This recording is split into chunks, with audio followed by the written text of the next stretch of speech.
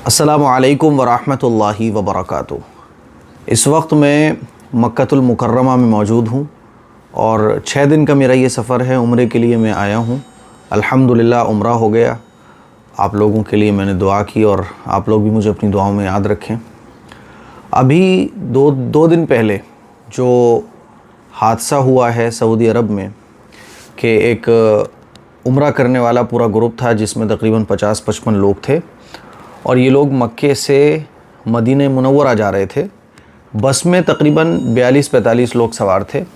42 लोगों का गालिबन अंदाज़ा है, जिसमें से 41 लोगों की मौत हो गई। एक शख्स या 2 लोग ज़िंदा बचे हैं और वो दोनों हॉस्पिटल में हैं, वरना 40-41 लोग जलकर राख हो गए। और ये हादसा इतना ख़तरनाक था कि जो बस है वो आगे चल रहे टैंकर से टकराई और चुटकियों में ये पूरी बस आग का गोला बन गई। किसी को संभलने का मौका ही नहीं मिला क्योंकि रात का वक्त था, सब लोग सो रहे थे, नींद में थे। सबसे पहले तो हम मग़फ़रत की दुआ करें कि अल्लाह ताला मग़फ़रत फ़रमाए, सबकी घर वालों को सब्र जमील अता फ़रमाए। यकीनन ये सारे के सारे लोग तेलंगाना के थे, हैदराबाद से ताल्लुक़ रखते थे। ये सारे के सारे लोग यकीनन जन्नती हैं, क्योंकि हदीस में आता है कि जो शख्स जिस हालत में मरेगा वो अल्लाह के सामने उसी हालत में उठाया जाएगा। तो ज़ाहिर सी बात है ये लोग उम्रा करके जा रहे थे। उम्रा कर ले, जो शख्स उम्रा कर ले तो अल्लाह ताला उसके पिछले तमाम गुनाहों को माफ़ फरमा देता है। उम्रा करने वाला ऐसे हो जाता है, वैसे तो तौबा करने वाला भी गुनाहों से पाक साफ़ हो जाता है, लेकिन उम्रा करने वाला बिल्कुल क्लीन हो जाता है। तो उम्रा करके कोई वापस जा रहा हो और उम्रा करने के बाद भी वो लोग कहाँ जा रहे थे? मदीने मुनव्वरा, यानी हुजूर के पास हाज़िरी के लिए जा रहे थे। सलात व सलाम का नजराना पेश करने के लिए, हुजूर से मुलाकात करने के लिए जा रहे थे, मस्जिद नबवी की ज़ियारत के लिए जा रहे थे। तो इनका तो सफ़र ही मुबारक था। इस मुबारक सफ़र में ये अल्लाह को प्यारे हो गए तो यकीनन इनके जन्नती होने में कोई शक नहीं है, बल्कि इंशाअल्लाह सुम्मा इंशाअल्लाह ये अल्लाह के यहाँ अजर और सवाब पाएंगे। और जैसा कि हदीस में आता है कि जो शख्स जिस हालत में मरता है वो अल्लाह के सामने उसी हालत में उठाया जाता है। तो आप अंदाज़ा करके देखिए कि आखिरत के मैदान में तो ये ऐसे उठाए जाएंगे कि एहराम की हालत में और उम्रा करने के बाद रवानगी की हालत में और मुलाकात की हुज़ूर अलैहिस्सलातु वस्सलाम के रोज़े अथर पर हाज़िरी देने के लिए, सलातो सलाम का नजराना पेश करने के लिए।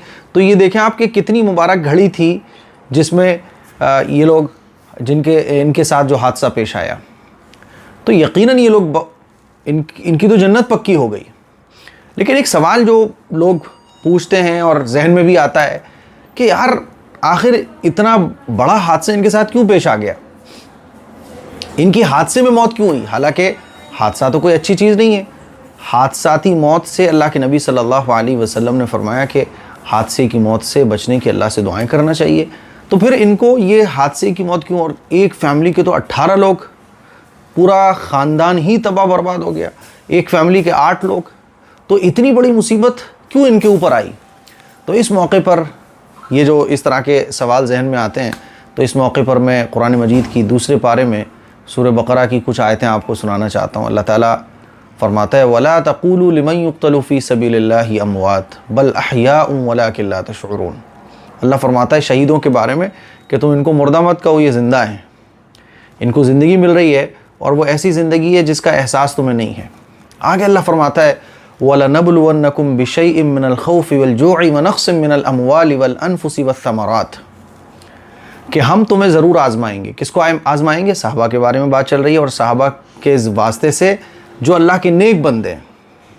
तो अल्लाह फरमा रहा है कि हम तुम्हें आज़माएंगे। वलनबलुवन्नकुम बिशैइन मिनल खौफ़ि वल जू', खौफ के ज़रिए आज़माएंगे, भूख के ज़रिए आज़माएंगे, फलों में कमी ज़्यादती करके, है ना, अल्लाह की जो नेमतें हैं उसमें कमी ज़्यादती करके।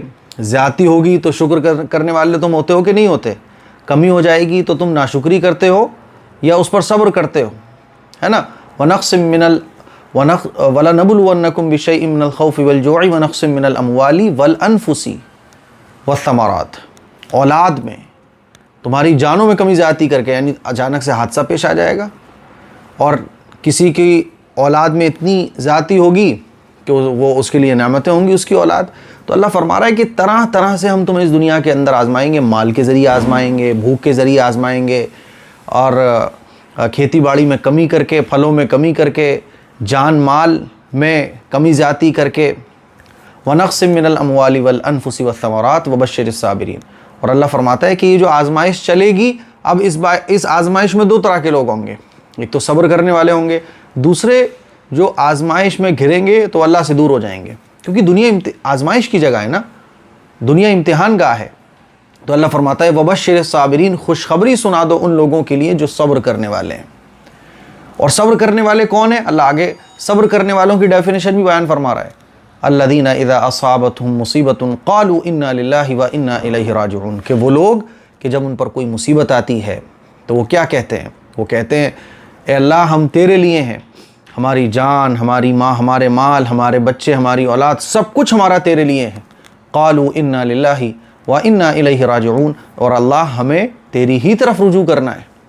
तो ये सब्र करने वालों को पहले खुशखबरी, पहले अल्लाह ने ये क्लियर कर दिया कि आजमाइश आएगी, यानी आजमाइश अब सब पर आएगी। जैसे बीमारी नेक आदमी को भी आती है, बुरे आदमी को भी आती है, शराबी जो होता है वो भी बीमार पड़ता है, और जो अल्लाह का नेक बंदा होता है, मुत्तकी होता है, वो भी बीमार होता है।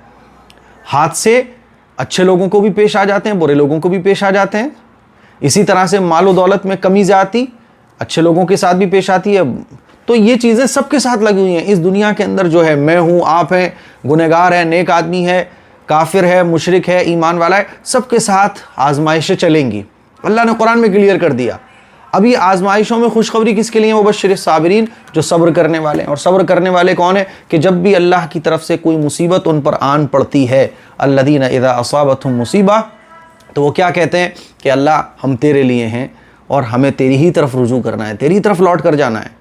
इसीलिए अल्लाह के नबी ने जब किसी के इंतकाल की खबर सुनो तो अल्लाह के नबी ने दुआ सिखाई, इन्ना लिल्लाहि व इन्ना इलैहि राजिऊन पढ़ो।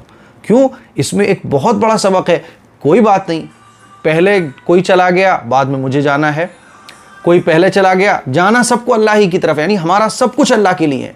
तो हादसा यकीनन एक अच्छी चीज़ नहीं है, लेकिन हादसे इस दुनिया में होते हैं। अब देखना ये है कि जो हादसा पेश आया है ये शख्स कैसा है, अल्लाह की तरफ रुजू करने वाला है, तो ये हादसा इसके लिए जन्नत में बुलंद दर्जों का ज़रिया बन जाएगा। और अगर ये हादसा पेश आया शराबी, कबाबी और जुआरी और ऐसे मक्कार और ऐसे मुनाफिक आदमी के साथ जो कुफ्र और शिर्क की दलदल में फंसा हुआ है, तो ये हादसा उसके लिए सज़ा और अजाब बन जाएगा। अब आप देखिए कि ये लोग किस मुबारक सफ़र पर थे। हाँ, यकीनन ये आजमाइश बड़ी है, लेकिन ये आजमाइश जब उनके लिए बड़ी है तो इंशाअल्लाह जितनी बड़ी आजमाइश होती है उतने बड़े इनाम और मकाम और मर्तबे भी मिलते हैं। अल्लाह के नबी पैगंबरों का मकाम क्यों बड़ा होता है? क्योंकि पैगंबरों को आजमाइशें और पैगंबरों पर मुसीबतें बहुत आती हैं। अल्लाह के नबी ने बयान फरमाया, अशद्दुन्नासी बलाअन अल अंबिया सुम्मा अमसल फअमसल, कि लोगों में सबसे ज़्यादा तकलीफ़ें पैगंबरों को मिलती हैं, और पैगंबर के जो जितना करीब होता है तो उसको उतनी तकलीफ़ें मिलती हैं, उतना ही वो आजमाइशों में गिरता है। आप अल्लाह के नबी सल्लल्लाहु अलैहि वसल्लम की ज़िंदगी को देखिए कि हुजूर जहाँ सब्र करने वालों में सबसे बुलंद, वहाँ शुक्र करने वालों में सबसे बुलंद। तो मेरे अज़ीज़ भाइयों, डाउट में बाज़ दफ़ा लोग आ जाते हैं कि अरे यार अल्लाह तो सब कुछ कर सकता है, तो अल्लाह ने बचाया क्यों नहीं? अल्लाह बचा तो सकता था, यह हादसा नहीं होता। तो बेशक अल्लाह सब कुछ कर सकता है, लेकिन अल्लाह हिकमत वाला है, अल्लाह करीम है, अल्लाह हिकमत वाला है। अल्लाह अपने जो करता है अल्लाह उसको बेहतर जानता है। जैसे एक छोटा सा बच्चा डॉक्टर की इलाज को नहीं समझ सकता, इसी तरह से हम अल्लाह की हिकमतों को नहीं समझ सकते। तो मेरे अज़ीज़ भाइयों, जो लोग गए यकीनन वो जन्नत में बुलंद मकाम पाएंगे, क्योंकि वो मुबारक सफ़र पर थे, मुबारक घड़ियों से वो गुज़र रहे थे, और उस सरज़मी पर थे जहाँ पर आने के बाद आदमी गुनाह का, वसवसों का और शैतानी चीज़ों के बारे में सोचता तक नहीं है। तो इसीलिए हम दुआ करें अल्लाह उनके दर्जों को बुलंद फरमाए, घर वाले सब्र करें। सब्र करने वालों के लिए खुशखबरी है, और ये जो लोग गए हैं यकीनन ये अल्लाह के नेक बंदे हैं और जन्नत में ये बहुत ऊंचा मकाम पाएंगे। और अल्लाह ताला हाथ से इस तरह की मुसीबतें क्यों देता है ये भी आपको अच्छे तरीके से समझ आ गया होगा। इस क्लिप को शेयर करें, दूसरों तक पहुँचाएँ, सबके लिए दुआ करें। अस्सलामु अलैकुम व रहमतुल्लाहि व बरकातुहू।